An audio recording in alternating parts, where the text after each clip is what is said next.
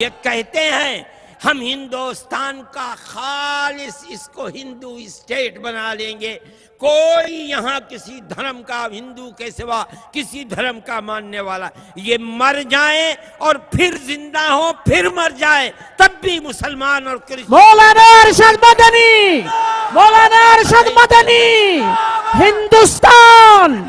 ہاں، مسلمان قتل بھی ہو سکتے ہیں، کرسچن قتل بھی ہو سکتے ہیں، 50,000 70 سال کے اندر فسادات کے اندر مر گئے، میں کہتا ہوں 50 لاکھ اور مر جائیں گے، دین کے اوپر مریں گے، مسلمان بن کر رہیں گے، مسلمان بن کر مریں گے، دھرم کو کیا چھوڑ دیں گے؟ کس کے اندر طاقت ہے؟ لیکن ملک کا امن و امان کہا جائے گا کیا؟ جہاں لاکھوں مسلمان اپنی جان دینے کے لیے تیار ہوگا، کیا وہاں امن و امان رہ سکتا ہے؟ ملک کا کیا بنے گا؟ اس آواز کو نکالنے والے یہ جانتے ہیں، پاگل نہیں ہیں، کہ مسلمان اپنے مذہب کو بدل دے گا، کرسچن اپنے مذہب کو بدل دے گا، جینی ایک اقلیت ہے وہ اپنے مذہب کو بدل دے گی، نہیں، سکھ ایک اقلیت ہے وہ مذہب بدل، نہیں، مذہب نہیں بدلا جا سکتا۔ وہ اپنی کمیونٹی جو بے پڑھے لوگ ہیں انہیں مذہب کی شراب پلا کر کے، مذہب کا دیوانہ بنا کر کے ہمیں موقع دو ملک کے اندر حکومت کرنے کا، ہم 6 سال میں پورے ملک کو ہندو ملک بنا ڈالیں گے، یہ کہنے کے لیے پاگل بنا رہے ہیں۔ لیکن میں ایک بات کہتا ہوں، جو لوگ نفرت کی باتیں کر رہے ہیں، کرسی پر بیٹھ کر نفرت کی سیاست کر رہے ہیں اور گھر واپسی کی بات کر رہے ہیں، وہ لوگ ملک کے وفادار نہیں ہیں، چین و سکون کے ساتھ غداری کرتے ہیں۔ ایسا نہیں ہو سکتا۔ ارے بابا، 20 کروڑ مسلمان کم ہے، 3.5 کروڑ کرسچن کم ہے؟ کون مائی کا لال ہے جو کہہ سکتا ہے کہ ہم 20 کروڑ مسلمانوں کے دین دھرم سے آزاد کر کے ہندو بنا لیں گے، کرسچن کو ہندو بنا لیں گے؟ مذہب وہ چیز ہے جس کے لیے جان دے دینا انسان اپنے لیے باعث سعادت سمجھتا ہے، کیسے چھوٹ جائے گا؟ مولانا ارشد مدنی، مولانا ارشد مدنی۔ آج کی صورتحال پورے ملک کو آگ کے ڈھیر کے اوپر کھڑا کیے ہوئے ہے، ہر جگہ فساد، پیار و محبت کو آگ لگائی جا رہی ہے، فساد کو بھڑکایا جا رہا ہے۔ کچھ لوگ ہیں ملک کے اندر جو آج بھی یہ سمجھ رہے ہیں کہ صحیح ہے، ہمیں اقتدار مل گیا، لیکن اس طرح کا اقتدار کہ ہم ملک کے اس دستور کو بدل ڈالیں، ملک کو سیکولر ملک کی جگہ ہندو ملک بنا ڈالیں، جس کے اندر کسی اقلیت کو زندہ رہنے کا آزادی کے ساتھ حق نہ رہے، ابھی ہم اس نشانے تک نہیں پہنچ سکے ہیں۔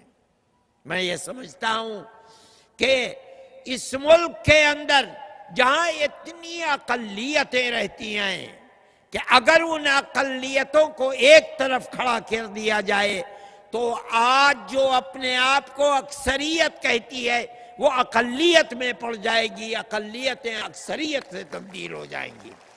اس ملک کے اندر اس طرح کی صورتحال اس ملک کو تباہ کرنے والی ہے، کبھی یہ ملک پنپ نہیں پائے گا۔ یہ ملک ہمارا ہے، اگر اس ملک کے اندر چین و سکون نہیں رہے گا، امن و امان نہیں رہے گا، تو یہاں خون اقلیت ہی کا نہیں بہے گا، اقلیت کا بھی بہے گا، اکثریت کا بھی بہے گا۔ ملک کا ہوگا کیا؟ کس طرح جیئیں گے؟ کس طرح ہم ملک کے اندر رہیں گے؟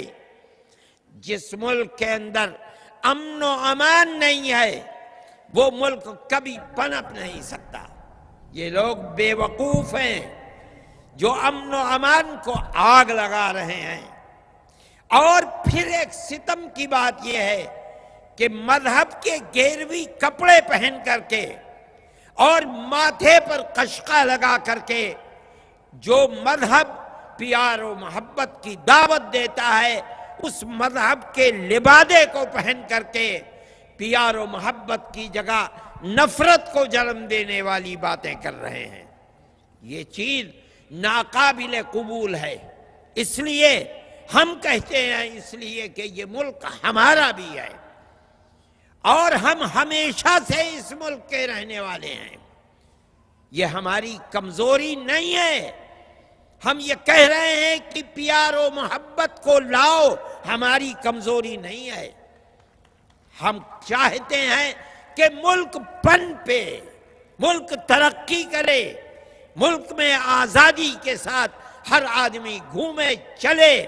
یہ نہ ہو کہ اگر گھر سے باہر نکلا ہے تو پھر زندگی کے ساتھ گھر واپس آنے کی امید نہ رہے۔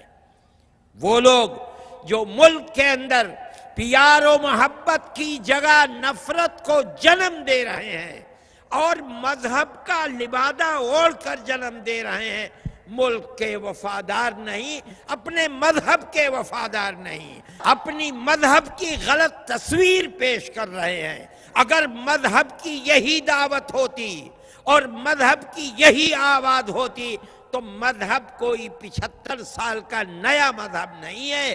یہ مذاہب تو ہزاروں سال پرانے ہیں۔ اب تک بھسم ہو گیا ہوتا ملک، دنیا میں آگ لگ چکی ہوتی۔ کیوں پیار و محبت سے رہتے تھے؟